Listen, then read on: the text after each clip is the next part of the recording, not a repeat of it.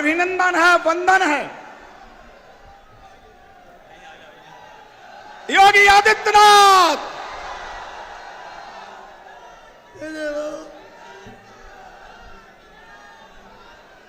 योगी आदित्यनाथ, योगी आदित्यनाथ, योगी आदित्यनाथ।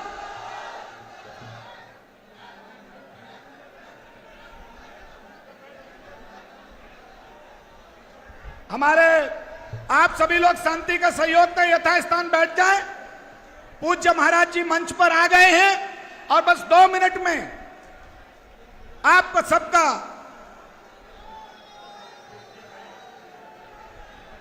हमारे आप सभी लोग मंचासीन लोगों से निवेदन है, कृपया मंच पर हमारे प्रत्याशी श्रीमान जयवीर सिंह जी और हमारे क्षेत्रीय अध्यक्ष श्रीमान प्रकाश पाल जी,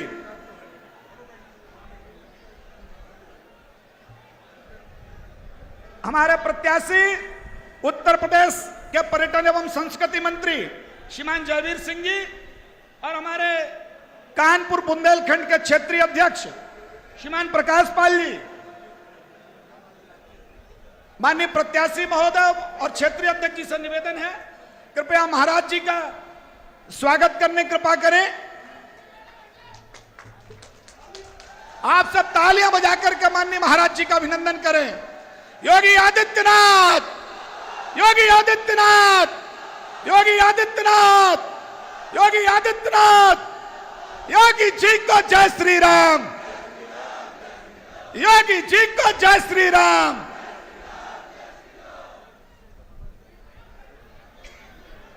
बिना किसी विलंब के हमारी मैनपुरी लोकसभा के लोकप्रिय प्रत्याशी उत्तर प्रदेश सरकार के सम्मानित पर्यटन एवं संस्कृति मंत्री श्रीमान जयवीर सिंह जी से निवेदन है कि वो आए और उपस्थित जनसमूह को संबोधित करने कृपा करें।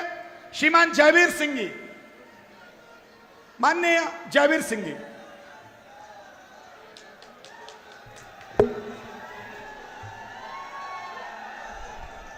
पहले जयकारा बोलेंगे, भारत माता की।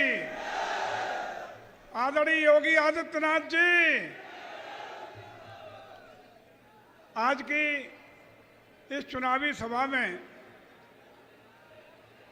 हमारे कार्यक्रम के मुख्य अतिथि उत्तर प्रदेश सरकार के माननीय मुख्यमंत्री, जिन्होंने पूरे प्रदेश में सुशासन और विकास देने के संकल्प को पूरा करते हुए हिंदुस्तान में उत्तर प्रदेश का ग्रोथ इंजन बनाने का काम किया है, ऐसे यशस्वी माननीय मुख्यमंत्री जी, सम्मानित मंच पर बैठे हुए हमारे बहुत बहुत सम्मानित सभी नेतागण, पार्टी के पदाधिकारीगण, सम्मानित मंच के सभी लोगों को मैं प्रणाम करता हूं, उनका अभिवादन करता हूं। मेरे सामने बैठे हुए करहल विधानसभा क्षेत्र और जसवंत नगर विधानसभा क्षेत्र के जांबाज साथियों और लोकसभा के परिणाम बदलने के लिए मेरे साथ खड़े इन योद्धाओं का मैं शीश नवाकर प्रणाम करता हूं, अभिनंदन करता हूं, वंदन करता हूं। बजाय किसी भाषण के अगर 2-3 बातें कर ले तो कैसा रहेगा। जहां बैठे हैं यह रामलीला का मैदान है और जहां मंच बना है इसे लंका कहते हैं और सामने वाला अयोध्या है। लंका पर माननीय मुख्यमंत्री जी की, महाराज जी की सेना लंका पर पहुंच चुकी है, तो अब रावण राज्य का अंत होने वाला है। दूसरा, आप ईमानदारी से बता दो कि इतनी संख्या में आप जो आए हैं, आपका जोश, आपका खरोश और 3 घंटे से लगातार तपतपाती धूप में माननीय महाराज जी के स्वागत को सुनने के लिए, स्वागत के लिए आप खड़े हैं। इतनी बड़ी भीड़ का सैलाव कि जितने लोग अंदर हैं उतने ही लोग प्रांगण के बाहर रह गए हैं। इससे पहले जसवंत नगर में कभी हुई है क्या? ये बताता है कि आपने जसवंत नगर और करहल ने इस बार बदलाव का निर्णय ले लिया है।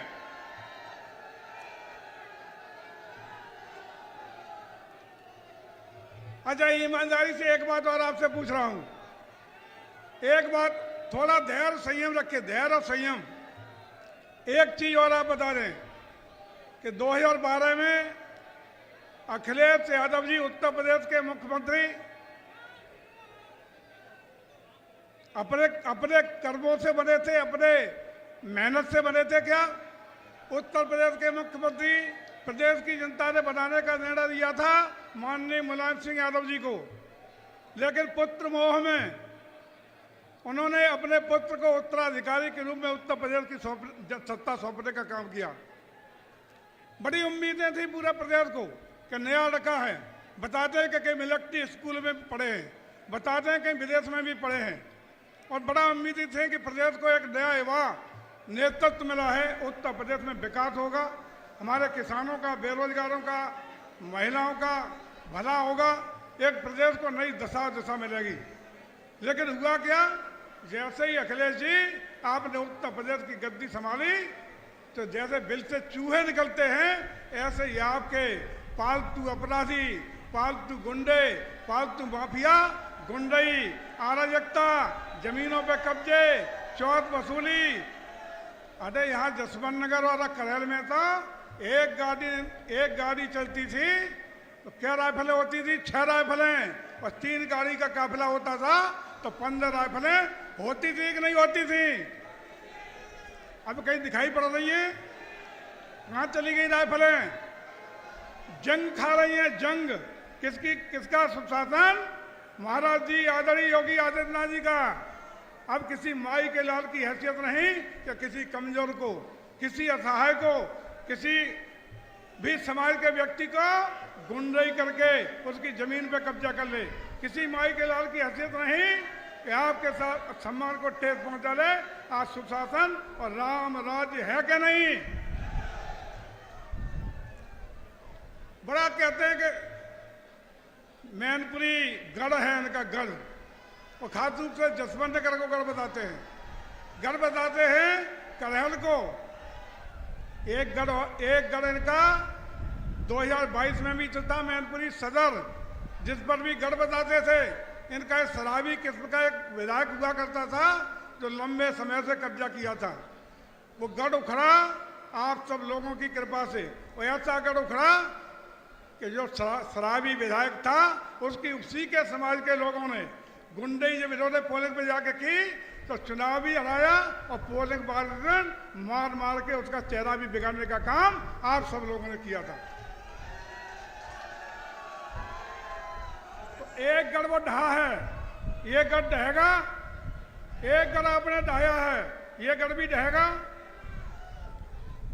अब एक बात बता दो, एक बात और कहते हैं, बार बार कहते हैं कि डिम्पल यादव जी 3.25 लाख वोट थे उपचुनाव में यहाँ के सांसद बनी थी। अरे डिम्पल जी, न तो आप अखिलेश जी के कर्मों से बढ़ गई थी, न आप अपने मेहनत से बढ़ गई थी। डिम्पल जी उस समय आदरणीय मुलायम सिंह यादव जी का निधन हुआ था, अंत्येष्टि की राख ठंडी नहीं हो पाई थी, तब तक लोकसभा का चुनाव हो गया था। सभी दलों के नेताओं ने, हम सब लोगों ने जाकर के आदरणीय मुलायम सिंह यादव जी को श्रद्धांजलि देने का काम किया था, और उसी सहानुभूति की नाव पर बैठ के आपकी बेताड़ी पार हुई थी। आज परिस्थितियां बदली हुई हैं, आप 1.5 साल से सांसद हैं, आपको जनता को हिसाब देना पड़ेगा कि आपने केंद्र सरकार की कितनी योजनाओं को ला करके यहाँ दिया, प्रदेश सरकार की कितनी योजनाओं का लाभ आपने जनता के बीच में दिया, कुछ लाभ मिला? एक बता दो, कई प्रदेश सांसद जी कुछ मिला? चलिए इस पर माफ कर देना, कोई बात नहीं, इस पर माफ कर देना।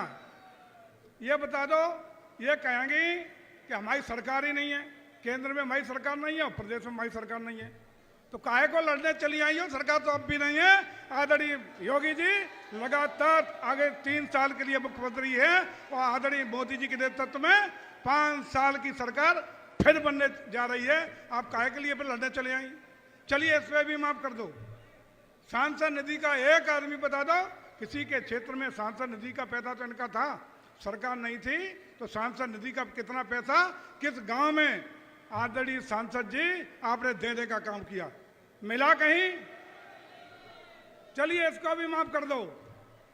आप ये बता दो कि आदरणीय सांसद जी आपने जब से चुन के गई कितने लोगों के बीच में आकर के कार्यकर्ताओं के सुख में दुख में कहीं दिखाई पड़ी? चलिए इसे भी माफ कर देना, इसलिए कर देना कि महिला हैं। अब ये बता दो कितने, एक आदमी हाथ उठा के बता दो जो चुनाव से पहले, अब तो प्रत्याशी हैं, उससे पहले 1.5 साल में आप अपने सांसद जी के दर्शन कर पाए? अरे आप दर्शन कहां से कर लोगे? बड़े घर की बेटी हैं, बड़े घर की बहू हैं, कभी दर्शन न किए हैं और न कभी कर पाओगे, ये आपको कहना चाहता हूं। तो ऐसे सांसद को दोबारा चुनाव में चुनने का काम करोगे? पूरी तरह फेल, 0 नंबर दोगे या 100 में 100 दोगे? चलिए धन्यवाद आपका। अब केवल ये और बता दो कि कभी समाजवादी पार्टी के लोग, ईमानदारी से बता देना, जब ईमानदारी के साथ पारदर्शिता से चुनाव होता है तो कभी ये चुनाव जीत सकते हैं क्या? इनका केवल विश्वास है लोकतंत्र की हत्या करके, पोलिंगों को डंप करके, बूथ कैप्चरिंग करके, बेईमानी करके, गरीबों को धमका करके वोट रोकने का काम करके ही चुनाव जीतते हैं। यही होता है। लेकिन आपको हम बताना चाहते हैं कि इस बार भारत निर्वाचन आयोग सख्त है।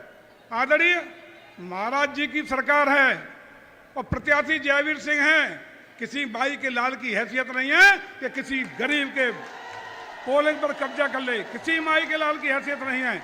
एक एक गरीब का वोट डलेगा, एक एक हर आदमी को अपना अधिकार वोटिंग करने का मिलेगा। कोई बूथ कैप्चरिंग नहीं होगी। भारत निर्वाचन आयोग पारदर्शिता के साथ, ईमानदारी के साथ, गुणवत्ता के साथ चुनाव कराएगा। तो चुनाव निश्चित रूप से इस बार आप जीतने जा रहे हैं। इसलिए आप सब लोगों ने एक नारा दिया है, और नारा क्या दिया है कि अभी नहीं तो इस नारे को साकार इस बार करना है, इनका कला ध्वस्त करना है। और मैं समझता हूं कि बाकी की बहुत सारी बातें माननीय मुख्यमंत्री जी आपके बीच में रखने वाले हैं। वो अपनी बात राष्ट्रीय स्तर पर क्या हुआ, आपके विकास का क्या हुआ, पूरे प्रदेश का। आज जिस तरीके से माननीय मुख्यमंत्री के नेतृत्व में कानून का राज हो, सुशासन हो, हमारे हिंदुस्तान का ग्रोथ इंजन बनता हुआ उत्तर प्रदेश हो, 40 लाख करोड़ का ग्लोबल इन्वेस्टर समिट में एक वर्ष सबसे बड़ा निवेश आकर्षित करने वाला प्रदेश आपके नेतृत्व में बना हो, या तमाम लोक कल्याणकारी जन कल्याणकारी योजनाओं का लाभ बिना किसी धार्मिक, सामाजिक या जाति भेदभाव के बिना हर उस गरीब के चेहरे तक देने का काम माननीय आपके नेतृत्व में हुआ है। ये जनता आपको अपना आदर्श मानते हुए आप पर विश्वास करने का काम करती है। आप पर पूरा भरोसा है। और मैं समझता हूं कि आपके नेतृत्व में और माननीय मोदी जी के नेतृत्व में जिस प्रकार से देश में गरीब कल्याणकारी योजनाओं को धरातल पर पहुंचाने का काम किया है, उसी का परिणाम होगा कि हर वर्ग धर्म जाति के लोगों का आशीर्वाद इस बार जयवीर सिंह को मिल रहा है। और निश्चित रूप से यहाँ कमल खिलेगा, भगवा लहराने का काम होगा। आज आपके आने से पहले माननीय मुख्यमंत्री जी यहाँ सैकड़ों की तादाद में वो पुराने समाजवादी जो महत्वपूर्ण लोग थे, उन लोगों ने आपके मंच से सदस्यता भारतीय जनता पार्टी की ग्रहण करके समाजवादी पार्टी को त्याग करने का काम किया है। मैं हार्दिक अभिनंदन, वंदन और स्वागत करता हूं और उम्मीद करता हूं कि आए हुए आज के उन साथियों को मार्गदर्शन में, उनके नेतृत्व में समाजवादी पार्टी का खात्मा होगा। जसवंत नगर सीट और करहल सीट को कितने वोटों से जिताओगे? जसवंत नगर जिताओगे? जरा हाथ उठा के माननीय मुख्यमंत्री को आश्वस्त कर दो इधर वाले लोग। अब एक चीज मांग के अपनी बात को खत्म कर रहा हूं। आपने निर्णय ले लिया है, इस बार कमल खिलेगा, आपने निर्णय लिया है। एक निवेदन, केवल एक निवेदन कि आज से लेके 7 तारीख तक का समय हमें मिलेगा। तो एक निवेदन करता हूं, सब लोगों के पास मोबाइल है, सवेरे सवेरे 20 फोन सवेरे और 20 फोन शाम को, जितने आपके मिलने वाले जुलने वाले रिश्तेदार व्यवहारी हितकारी है, सभी को फोन इस बार कमल निशान पर वोट दबना है। इस बार आदरणीय मोदी जी को मजबूत करना है, इस बार आदरणीय योगी जी को मजबूत करना है, कमल को जिताना है और भगवा मैनपुरी पे लहराना है। इतना काम करोगे? करेंगे? पक्का हो गया? दरवाजा हो गई है? तो मैं एक आश्वस्त करता हूं कि 7 तारीख तक सारे वोट एक एक वोट डाल देना। अपनी पोलिंगों को कोई भी अपना वोट डालने से रह न जाए। आपके ये व्यवस्था की गारंटी हम लोगों की है। कहीं भी कोई किसी गरीब से गरीब वोट आदमी का कहीं वोट रोकने की किसी माई के लाल की हैसियत नहीं होगी। हम केवल ये और आश्वस्त करते हैं 7 तारीख तक की जिम्मेदारी आपकी, और 7 तारीख के बाद आपका मान, आपका सम्मान, आपका स्वाभिमान और आपका विकास, चारों की गारंटी आदरणीय मुख्यमंत्री को साक्षी मानते हुए आपके मार्गदर्शन में, आपके नेतृत्व में जयवीर सिंह करेंगे। ये जिम्मेदारी के साथ आप सबको हृदय से अभिनंदन, वंदन और स्वागत करता हूं, और पुनः बहुत बहुत आपको प्रणाम करते हुए आइए एक बार संकल्प लें। भारत माता की, भारत माता की, वंदे वंदे, जय जय श्री राम, जय जय श्री राम, हर हर महादेव। बहुत बहुत धन्यवाद हमारे सम्मानित प्रत्याशी श्रीमान जयवीर सिंह जी। अब हम सबको संबोधित करने के लिए हम सबके नेता, उत्तर प्रदेश के तपस्वी मुख्यमंत्री, गोरक्षपीठ के पीठाधीश्वर और गरीब की भैंस और खटिया, हम सबकी बहन और बिटिया और सनातन धर्म की चुटिया की रक्षा करने वाले माननीय मुख्यमंत्री योगी आदित्यनाथ जी हम सबको संबोधित करें। योगी आदित्यनाथ, योगी आदित्यनाथ। भारत माता की, भारत माता की, भारत माता की, वंदे वंदे वंदे। भारतीय जनता पार्टी के क्षेत्रीय अध्यक्ष श्री प्रकाश पाल जी,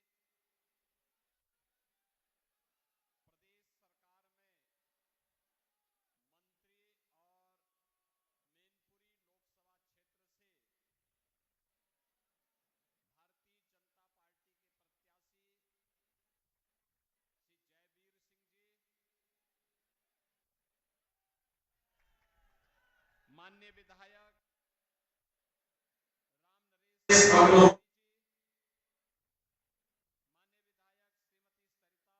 नरेश जी, भारतीय जनता पार्टी के जिला के अध्यक्ष श्री संजीव राजपूत जी, राहुल चतुर्वेदी जी,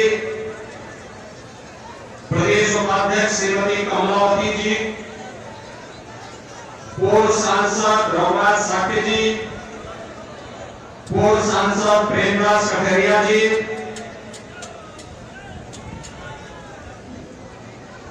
श्री प्रेम सिंह साठे जी, लोकसभा के संयोजक आलोक गुप्ता जी, विकास भदौरिया जी, प्रशांत चौबे जी, अजय ठाकरे जी, विवेक साठे जी, दिलीप यादव जी, अखिलेश यादव जी और भारी संख्या में उपस्थित भारतीय जनता पार्टी और सहयोगी दलों के पदाधिकारीगण, मैनपुरी लोकसभा क्षेत्र की जसवंत नगर और करहल विधानसभा क्षेत्र से जुड़े हुए सभी उपस्थित बहनों और भाइयों, यहां की वीर भूमि को नमन करते हुए आप सभी का मैं हृदय से अभिनंदन करता हूं। बहनों और भाइयों, देश के अंदर लोकसभा का चुनाव चल रहा है और लोकसभा का चुनाव पहले चरण का संपन्न हो चुका है। कल द्वितीय चरण का मतदान होना है। पहले चरण के 21 राज्यों के 102 लोकसभा सीटों पर जो चुनाव के रुझान हैं, वे रुझान बताते हैं कि पूरे देश के अंदर एक ही आवाज गूंज रही है, और अब आवाज है कि फिर एक बार, फिर एक बार, फिर एक बार मोदी सरकार का।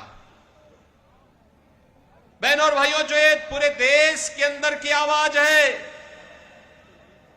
ये आवाज वो आवाज है जो 10 वर्ष के अंदर मोदी जी के नेतृत्व में एक बदलते हुए भारत को हमने देखा है। बहनों और भाइयों, एक ऐसा भारत जिस भारत का दुनिया के अंदर सम्मान है, जिस भारत के अंदर सबको सुरक्षा है, सीमाएं सुरक्षित हैं, आतंकवाद और नक्सलवाद को उसकी सही जगह पहुंचाने का काम किया गया है। विकास के बड़े बड़े कार्य हो रहे हैं। गरीब कल्याणकारी योजनाओं का लाभ बिना भेदभाव के समाज के प्रत्येक तबके को प्राप्त हो रहा है। बहनों और भाइयों, गरीबों के नाम पर आने वाले, जाति के नाम पर शासन करने वाले लोगों ने कभी भी गरीब को उसका हक देने का काम नहीं किया। मोदी जी ने 10 वर्ष के अंदर जो प्रयास किए, इन 10 वर्षों के प्रयासों का परिणाम है कि 25 करोड़ लोग गरीबी रेखा से उभरे हैं, 80 करोड़ लोग फ्री में राशन की सुविधा का लाभ प्राप्त कर रहे हैं, 60 करोड़ लोगों को आयुष्मान भारत में 5 लाख रुपए की स्वास्थ्य बीमा का कवर मिल रहा है और 50 लाख लोग, 50 करोड़ लोग देश के अंदर ऐसे हैं जिन गरीबों के जनधन अकाउंट खोल करके उन्हें शासन की योजना सीधे उनके खाते में पहुंच रही है।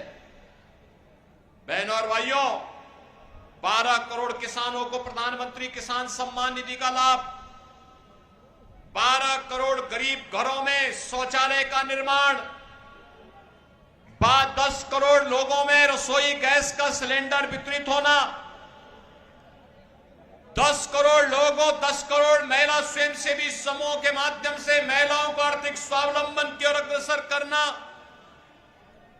4 करोड़ गरीबों के मकान बन जाना और 2.5 करोड़ घरों तक बिजली पहुंचाने का काम मोदी जी के नेतृत्व में भारतीय जनता पार्टी की सरकार ने देश के अंदर हर गांव, हर गरीब, हर किसान, हर नौजवान और हर महिला के जीवन में खुशहाली लाने के लिए किया।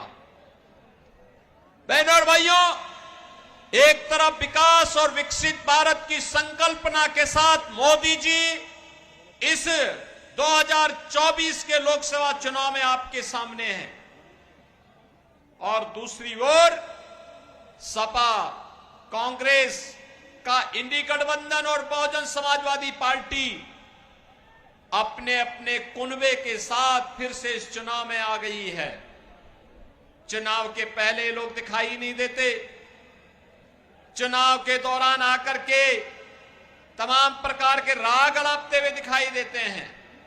मैं पूछना चाहता हूं बहनों और भाइयों, आप लोगों से मैं पूछना चाहता हूं आपसे, एक बार समाजवादी पार्टी से पूछिए कि समाजवादी पार्टी एक तो बात कहे कि जब अयोध्या में प्रभु श्री राम लला की 500 वर्षों के बाद प्राण प्रतिष्ठा की बात आई तो कांग्रेस और समाजवादी पार्टी के लोगों ने कार्यक्रम का बहिष्कार क्यों किया? क्या अयोध्या में रामलला का भव्य मंदिर नहीं बनना चाहिए था क्या? आप राम मंदिर के पक्ष में हैं या विरोध में? आप पक्ष में है ना? राम मंदिर बनना चाहिए ना? समाजवादी पार्टी ने या कांग्रेस ने विरोध किया। बहनों और भाइयों, मुझे एक बात बताओ, क्या सपा को कांग्रेस के साथ गठबंधन करना चाहिए था क्या? अच्छा, जो कांग्रेस कहती है कि राम और कृष्ण हुए ही नहीं, यानी राम के अस्तित्व को भी ये झुठलाते हैं, भगवान कृष्ण के अस्तित्व को भी झुठलाते हैं और फिर भी समाजवादी पार्टी जबरदस्ती कांग्रेस के गले में हार बनना चाहती है। ये तो है इनके हाल। और ये किसके लिए? आपने कल कांग्रेस के एक महत्वपूर्ण नेता के सलाहकार के वक्तव्य को आपने पढ़ा होगा। उन्होंने क्या वक्तव्य दिया? उन्होंने वक्तव्य दिया, उनका वक्तव्य है कि देश के अंदर कांग्रेस नेतृत्व की सरकार आएगी तो विरासत टैक्स लगाएगी। बहनों और भाइयों, ये विरासत टैक्स क्या है मालूम है आपको? ये विरासत टैक्स है कि आपके बाप दादों ने जो संपत्ति अर्जित की है, इस संपत्ति के बाद आधी संपत्ति कांग्रेस और समाज के लोग हड़प लेंगे। आपको संपत्ति से वंचित करने का एक कुत्सित प्रयास। दूसरा, इनके द्वारा कहा जा रहा है, कल कांग्रेस के लोगों ने कर्नाटक के अंदर क्या किया? कर्नाटक में कांग्रेस की सरकार है।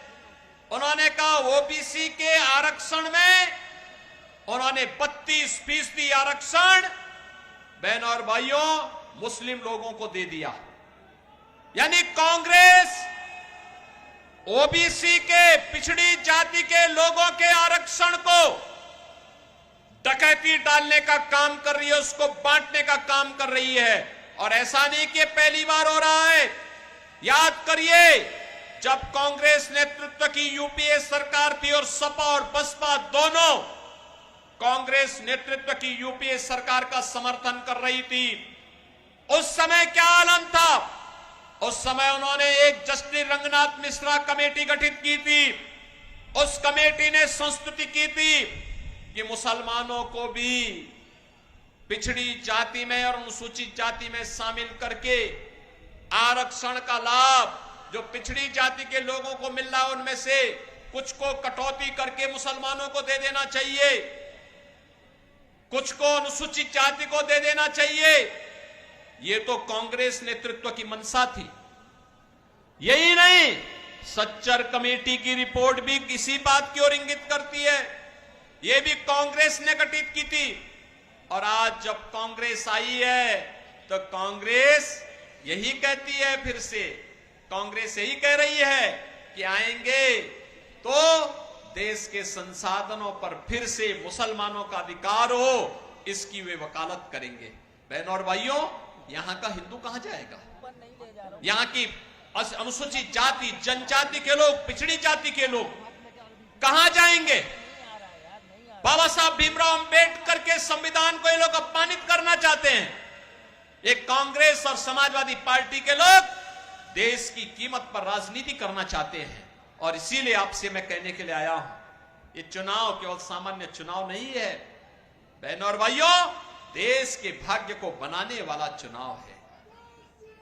आपने मोदी जी को 2014 में वोट दे करके देश की सत्ता सौंपी, तो मोदी जी ने देश की तस्वीर और तकदीर को बदलने का काम किया। कांग्रेस के हाथों में सत्ता थी, देश के अंदर आतंकी वारदात होती थी।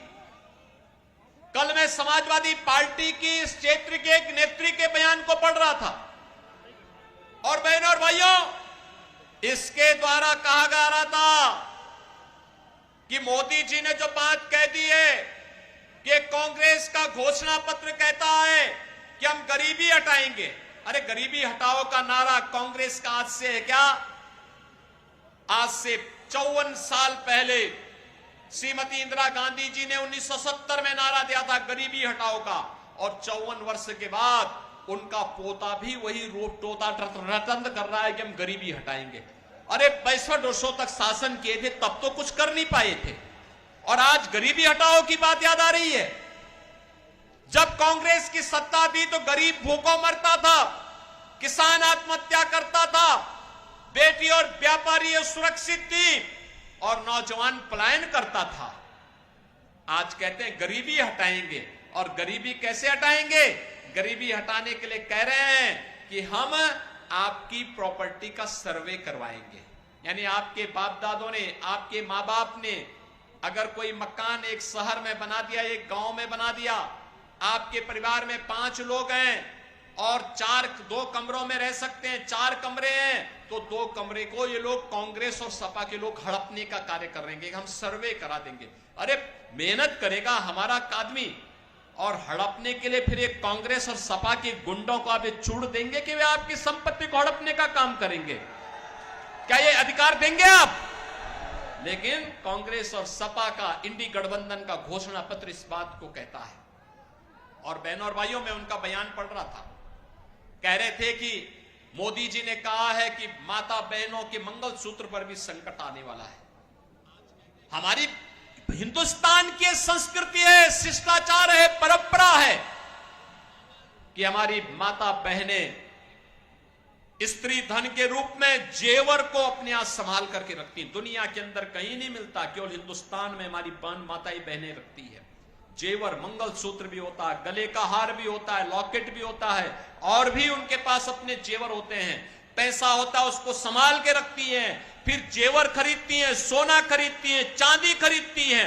हर परिवार में 1 तोला से लेकर के 1 किलो तक का सोना जरूर मिल जाएगा, क्योंकि वही उसकी अमानत होती है, वही उसका संस्कार होता है, और फिर वही अपने आने वाली पीढ़ी को विरासत में देती है, अपनी बहू को देती है, अपनी बेटी को देती है। कांग्रेस के लोगों की बुरी दृष्टि उस पर है और प्रधानमंत्री मोदी जी ने उसी ओर इशारा किया था। लेकिन बड़ा हास्यास्पद बयान यहां से समाजवादी पार्टी की नेत्री का आया। उनके द्वारा कहा जा रहा है कि मोदी जी, पुलवामा के शहीदों के जो विधवा है उनके मंगलसूत्र का क्या हुआ? बहनों और भाइयों, हम भी पूछना चाहते हैं समाजवादी पार्टी की नेत्री से, जिन राम भक्तों का लहू समाजवादी पार्टी की सरकार में अयोध्या में बहाने का कार्य समाजवादी पार्टी की सरकार ने किया था, और नौजवानों के परिवार की विधवाओं का क्या हुआ, उनके मंगलसूत्र का क्या हुआ? हम प्रश्न पूछना चाहते हैं बहनों और भाइयों, और ये प्रश्न आपको भी पूछना चाहिए। स्वर्गीय कल्याण सिंह जी ने अपना पूरा जीवन उत्तर प्रदेश के विकास के लिए और श्री राम जन्मभूमि के लिए समर्पित किया था। कल्याण सिंह जी की मृत्यु हुई, होता है, मृत्यु होती है। मुलायम सिंह जी की मृत्यु पर मैं स्वयं उनके पैतृक गांव में आया था और सैफई में आकर के मैंने स्वयं वहां श्रद्धांजलि अर्पित की थी, क्योंकि वे उत्तर प्रदेश के मुख्यमंत्री के रूप में उनकी कुछ न कुछ सेवाएं तो थी। मैं आया था, मेरी पार्टी के लोग आए थे, प्रधानमंत्री जी ने शोक व्यक्त किया था, लेकिन स्वर्गीय कल्याण सिंह जी की मृत्यु पर समाजवादी पार्टी के अध्यक्ष और समाजवादी पार्टी की तरफ से कोई शोक संवेदना नहीं व्यक्त की गई। बहनों और भाइयों, स्वर्गीय कल्याण सिंह जी के साथ इस प्रकार का भेदभाव, और अभी आपने देखा होगा एक माफिया मरा था, उस माफिया के लिए फातिया पढ़ने के लिए समाजवादी पार्टी के लोग कैसे विधवा विलाप कर रहे थे, यह भी दृश्य आपने देखा होगा, वह भी दृश्य आपने देखा होगा। क्या उत्तर प्रदेश में इन माफियाओं को इसी प्रकार से, जैसे सपा की सरकार के समय में ये लोग व्यापारियों पर कहर बरपाते थे, बेटी की सुरक्षा में सेंध लगाने का कार्य करते थे, क्या इस प्रकार की छूट मिलनी चाहिए? क्या मिलनी चाहिए? क्या नौजवानों के साथ खिलवाड़ करने की छूट मिलनी चाहिए क्या? और मैं पूछना चाहता हूं फिर समाजवादी पार्टी की नेत्री से, वे जवाब दे, इन माफियाओं के द्वारा गाजीपुर में भारतीय जनता पार्टी के विधायक कृष्णानंद राय समेत 6 लोगों की हत्या एक साथ की गई थी, एक साथ की गई थी। श्रीमती अलका राय भी तो हमारी विधायक थी, क्या उसके मंगलसूत्र की भी कभी चिंता हुई इन समाजवादी पार्टी के लोगों को? जो लोग मारे गए थे, कृष्णानंद राय के साथ शहीद हुए थे, उनकी विधवाओं का क्या हुआ? नंदकिशोर रुंगटा विश्व हिंदू परिषद के अंतर्राष्ट्रीय कोषाध्यक्ष थे। नंदकिशोर रुंगटा के निर्मम हत्या कर दी गई थी, अपहरण करके निर्मम हत्या माफियाओं के द्वारा समाजवादी पार्टी की सत्ता के समय इनके द्वारा प्रश्रय इन माफियाओं के द्वारा कर दी गई थी। उनकी विधवा का क्या हुआ? और आपने प्रयागराज में राजू पाल और उमेश पाल की निर्मम हत्या के दृश्य को भी देखा होगा। बहनों और भाइयों, हम प्रश्न पूछना चाहते हैं समाजवादी पार्टी से, क्या राजू पाल ये भी तो पिछड़ी जाति के थे और उमेश पाल भी तो पिछड़ी जाति के थे, इनकी विधवाओं के मंगलसूत्र क्या हुए? कभी इन्होंने कभी अपने इन कृत्यों पर पश्चाताप करने का भी प्रयास समाजवादी पार्टी ने किया है? ये देश के साथ खिलवाड़ करने का काम कर रहे हैं, देश की कीमत पर राजनीति करना चाहते हैं। बहनों और भाइयों, आज हम सब आपसे यही कहने के लिए आए हैं, भारतीय जनता पार्टी देश के लिए राजनीति करती है। यह देश विकसित भारत के रूप में स्थापित हो, आत्मनिर्भर भारत बने। आत्मनिर्भर भारत बनेगा तो आत्मनिर्भर युवा बनेगा, आत्मनिर्भर महिलाएं बनेंगी, आत्मनिर्भर किसान बनेगा, आत्मनिर्भर व्यापारी बनेगा और देश के अंदर खुशहाली आएगी। और मोदी जी इसी के लिए कार्य कर रहे हैं। लेकिन बहनों और भाइयों, मुझे देखकर क्या आश्चर्य होता है। अब मुझे बताओ, समाजवादी पार्टी ने जो टिकट दिए हैं, पहले समाजवादी पार्टी की सत्ता तो नहीं आती, कभी नहीं आनी। तो प्रदेश की जनता ने ठुकरा दिया तो देश की जनता कहां पूछ रही है? पूछ रही है क्या? पूरे देश के अंदर, पूरे प्रदेश के अंदर समाजवादी पार्टी, पूरे देश के अंदर समाजवादी पार्टी कुल 63 से 64 या 65 सीटों पर चुनाव लड़ी होगी, इससे ज्यादा सीटों पे चुनाव नहीं लड़ी। और सरकार बनाने के लिए, केंद्र में सरकार बनाने के लिए बहुमत चाहिए 273 सीट का। बताओ, 273 सीट का बहुमत चाहिए और चुनाव लड़िए केवल 63 से 65 सीट पर, और कह रहे हैं हम सरकार बनाएंगे। क्या सरकार बनाएंगे क्या ऐसे में? हैं? क्या सरकार बनाएंगे क्या? कांग्रेस क्या सरकार बनाएगी? कांग्रेस स्वयं इतनी सीटों पे चुनाव नहीं लड़ रही है। क्या कांग्रेस सरकार बनाएगी क्या? कांग्रेस के नाम पे कोई आपके यहां वोट देता है क्या? बहनों और भाइयों, इन लोगों ने प्रदेश को तबाह किया था माफियाओं के हाथों। और मुझे तरस तो इस बेचारे शिवपाल पे आती है। वो तो केवल जैसे सत्यनारायण की कथा में जजमान एक होता है, वो कथा सुनता है और बाद में अन्य लोगों को चूर्ण वितरण कर दिया जाता है। तो ये केवल चूर्ण खाने वाले व्यक्ति रह गए हैं। कभी नेताजी मुलायम सिंह जी के मुख्य सिपह सालार हुआ करते थे, पूरे प्रदेश में तूती बोलती थी, और आज क्या हालत है। यानी कहीं कोई कार्यक्रम हो रहा है तो उनको बैठने के लिए सोफा नहीं मिलता, हत्ता मिलता है बैठने के लिए, हत्ता। और चूरण खाने के आदी हो गए हैं। और इसीलिए मैं आप सबसे कहना चाहता हूं, अरे वीर भूमि है, चूरण मत खाइए। भारतीय जनता पार्टी के द्वारा सत्ता में सहभागी बनकर के विकसित भारत और आत्मनिर्भर भारत की संकल्पना को साकार करने के लिए कार्य करिए। इसीलिए मैं आपसे कहने के लिए आया हूं, बहनों और भाइयों, ये जो माफिया और अपराधियों के लिए फातिया पढ़ने वाले लोग हैं, इनसे कहिए कि 5 साल और फातिया के लिए आपको हम दे रहे हैं, जाओ खूब पढ़ो, देश को आगे बढ़ने दो। सहमत है ना? और यही कहने के लिए आज मैं आया हूं। देख रहे हैं ना, ये माफिया अपराधी जब पहले चलते थे, इनके काफिले निकलते थे, बाकी अन्य लोगों का आना जाना बंद हो जाता था।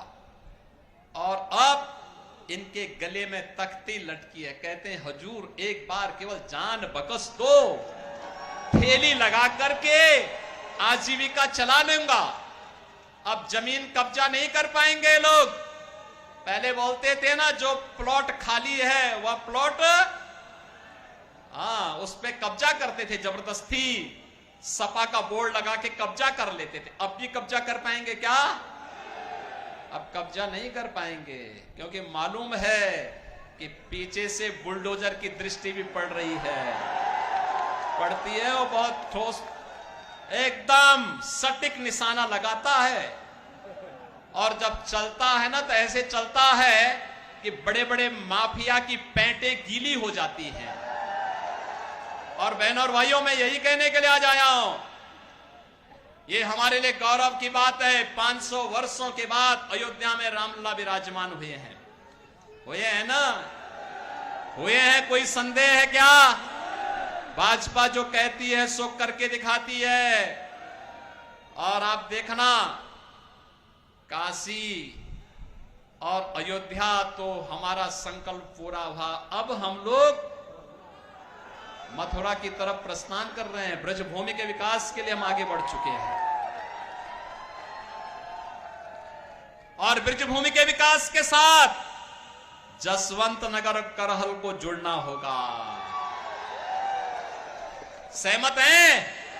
मैनपुरी जुड़ेगी, घर घर जाएंगे, मोदी जी का संदेशा लेकर के जाएंगे।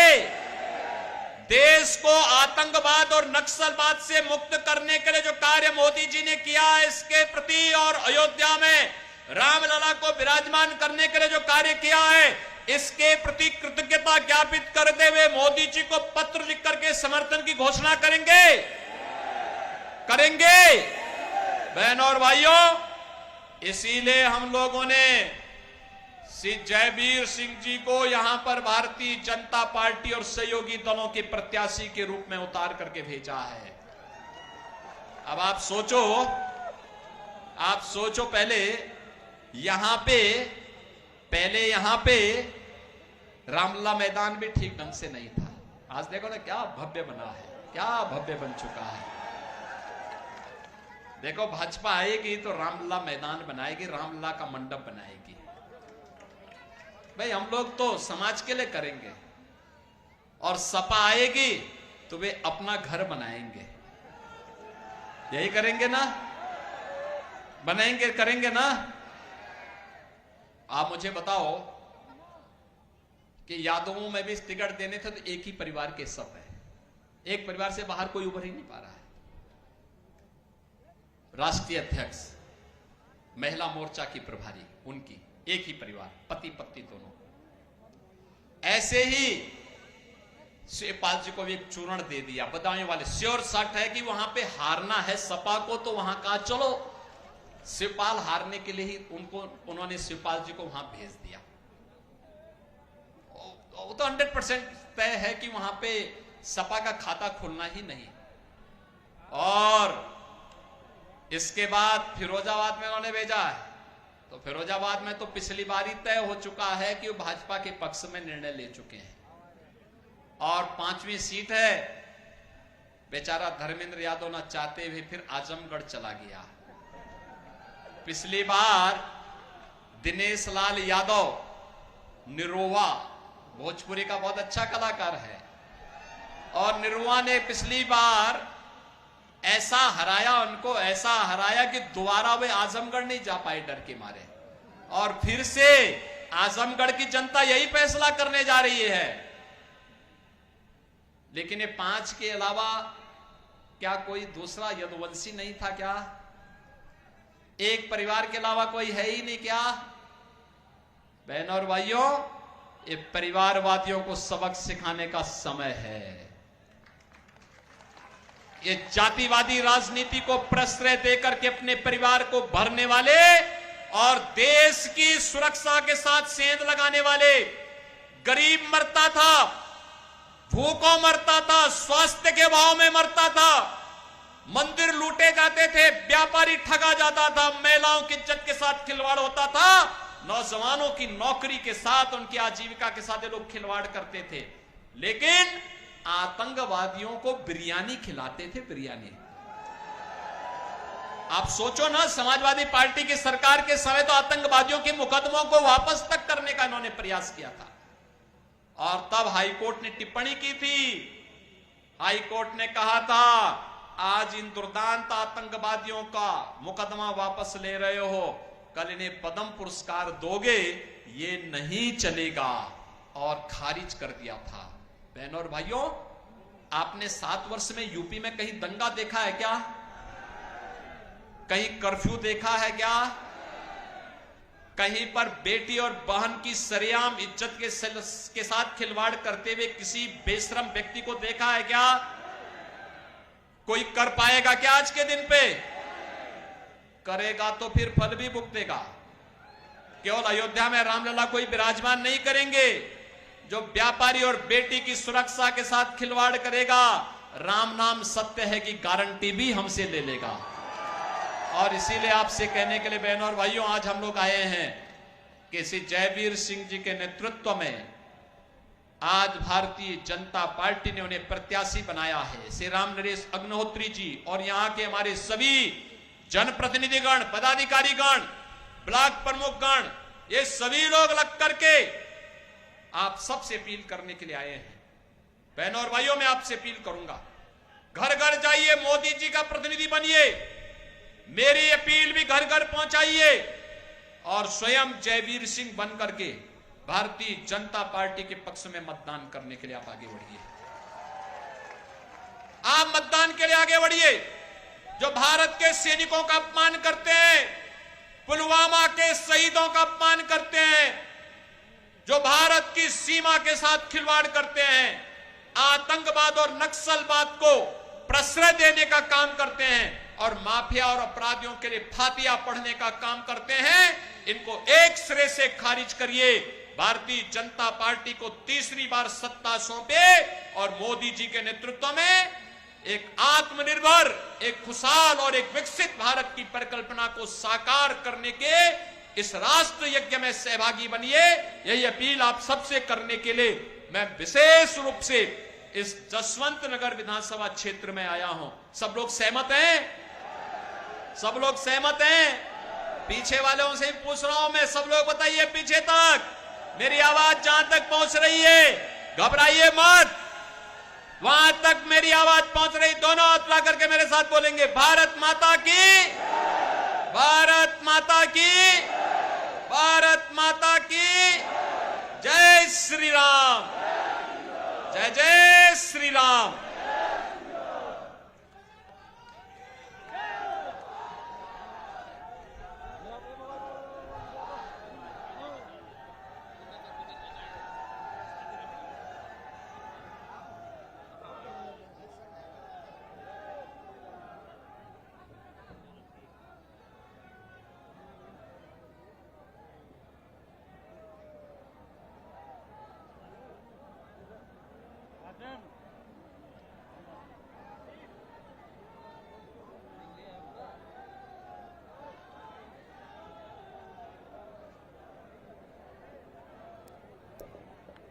योगी जी को जय श्री राम, योगी जी को जय श्री राम, योगी जी को जय श्री राम।